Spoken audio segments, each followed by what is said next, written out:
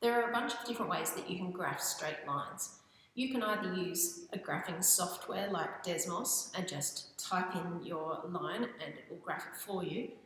You can use y equals mx plus b, which is the gradient intercept form of a line. Today we're going to use a table of values to graph two lines, and then we can solve them simultaneously. Now, how do you do that? Well, you look for the point of intersection between the two lines, and that will be the solution to the simultaneous equations. Now, for those who are unsure what a simultaneous equation is, it's really just when you have two equations and you say, I want a solution that satisfies both rules. So, if we're going to make a table of values, you can use any values you like. I've picked 0, 1 and 2 because they're nice simple numbers, so it's really quick and easy. You only technically really need 2 points to graph a straight line, because if you've got any 2 points, you can put your ruler on it and line them up. I always like to do at least 3. That way, if they don't line up like a straight line, you can see that you must have done something wrong, because you know here that you've got straight lines to do. Okay, so on this first one, if x equals 0, we sub 0 in for x. 2 lots of 0 is 0, plus 1 is 1. So when x is 0, y equals 1.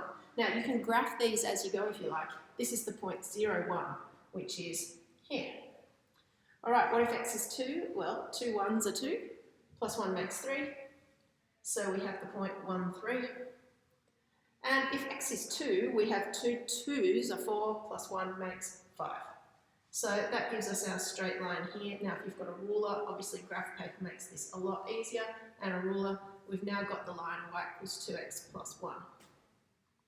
And if you're used to doing this with the gradient intercept method, you would know that this line has a gradient of 2, and you can just check that that looks right. That means it's got a rise of 2 for every run of 1, rise over run, 2 over 1, and it has a y-intercept of 1.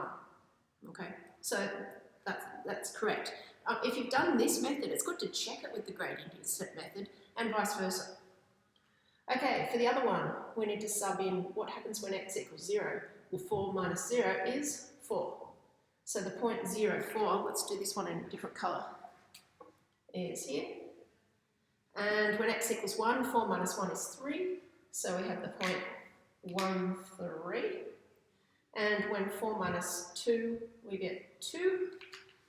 So we've got the point 1, 3, which is here, that's already on the other line, and 2, 2, which is there. So this is our point that's going to be on both lines, isn't it? Okay, because it actually satisfied both equations. This is the line y equals 4 minus x.